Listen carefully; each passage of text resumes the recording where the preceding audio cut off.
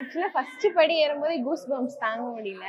ஏன்னா நான் முருகரோட பித்துனே சொல்லலாம். அந்த அளவுக்கு ரொம்ப பிடிக்கும் அவர. அவரு முக வசீகரமான சொல்லும்போதே அழுகுதான் வருது. ஃபர்ஸ்ட் ஆஃப் ஆல் அவர் படி எடுத்து வச்ச உடனே எங்களுக்கு நல்லது நடக்கும்ன்ற ஒரு நன்மையோட வந்தோம். அதே மாரி நல்லதே நடந்துச்சு. முதல்ல அவர வேண்டிட்டு தான் இருந்தோம். அவர ஃபர்ஸ்ட் வேண்டிட்டு அதுக்கப்புறம் ஃபர்ஸ்ட் பேபி இல்ல முதல்ல. ஒரு 2 மந்த்ஸ் கழிச்சு தான் இவரு முருகரை வேண்டினதுக்கு அப்புறம் தான் இவரு கிடைச்சாரு. அதனால அவருக்கு முருகர் பேரே நாங்க வச்சிட்டோம். முகிபாலன் அப்படி சொல்லிட்டு. ஆமா. அதனால எனக்கு முருகன் அவ்ளோ பிடிக்கும். கொஞ்சம் நெஞ்சம்லாம் சொல்ல முடியாது. அவ்ளோ ஒரு இஷ்டம் அவருக்கு. குலதெய்வமே இருந்தாலும் இஷ்ட தெய்வமா அவரை மட்டுமே தான் நினைச்சிட்டு இருக்கோம்.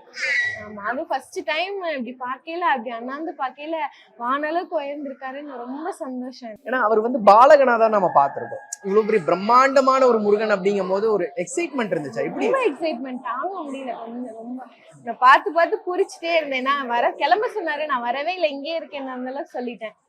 எனக்கு குழந்தை வச்சிருக்கனால அப்படியே கிளம்பிட்டோம். இல்லைன்னா நைட் இங்க ஸ்டே பண்ணிட்டு போயிருப்போம். அந்த அளவுக்கு பக்தியா இருந்தது.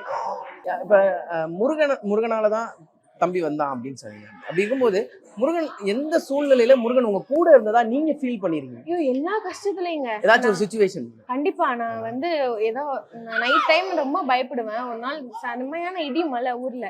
இவர் 2 நாள் ஊருக்கு போயிட்டாரு வண்டி ஓட்டணும்னு சொல்லிட்டு. அப்ப நான் முருகா முருகான்னு வேண்டிட்டு இருந்த உடனே என் போன்ல எங்க அம்மா கால் பண்ணுவோம், முருகர் பாட்டு வந்துருச்சு உடனே. நான் இருக்கேன், நீ பயப்படாதுன்ற அளவுக்கு. அதுவும் இல்லாம பஸ் வேகமா போயிட்டு இருக்கு முன்னாடி, நம்ம வண்டியில பின்னாடி போயிட்டு இருப்போம். திடீர்னு ஏதாவது மனசு கவலையா இருக்கு அப்படின்னு நினைச்சிட்டு முருகா அப்படின்னு வேணும்னா முன்னாடி அவரோட படம் போட்டு ஒரு வண்டி போகும். எப்பவுமே அவர் என் கூடயே இருக்கிற மாதிரிதான் எனக்கு தோணுமே. எந்த சூழ்நிலையும் அவர் கைவிட்டது இல்ல. அவர் அருளால இப்ப நாங்க ஒரு நல்ல நிலைமையிலே இருக்கோம்னு சொல்லலாம்.